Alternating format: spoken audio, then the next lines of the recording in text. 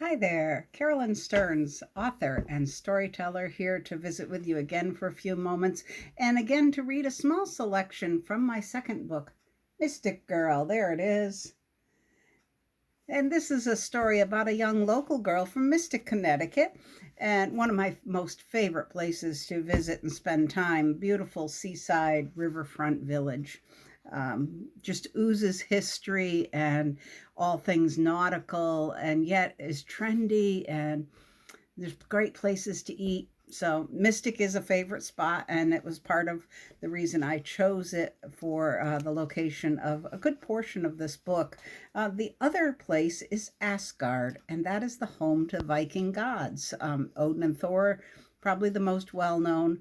But let me read you this little selection from chapter 15, which is titled A Toast of Mead. The banquet hall at Valhalla roared with the boisterous conversations of 2,000 and more warriors celebrating their return to the practice for Ragnarok. Odin and Thor sat in thrones at the head table at one end of the hall. Valkyries soared in through open doors on their flying horses.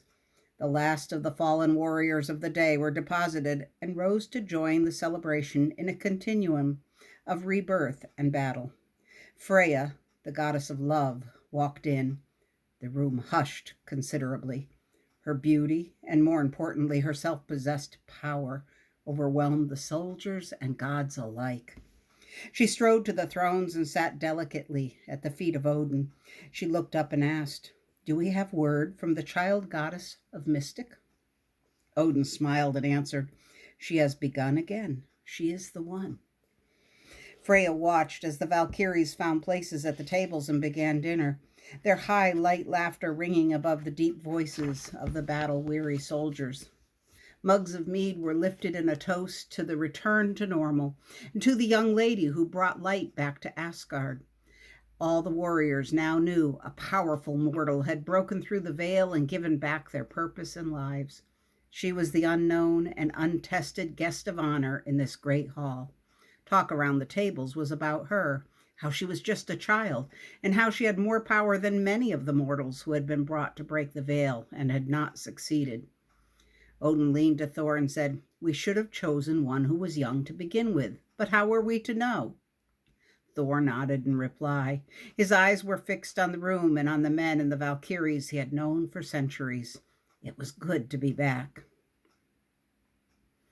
As the yellow school bus pulled to a stop the next morning, the driver opened the door and called out, "Good morning, Gaia. Come on in." Everything in Mystic was back to normal for Gaia. And if you'd like to read more, again, the book is Mystic Girl.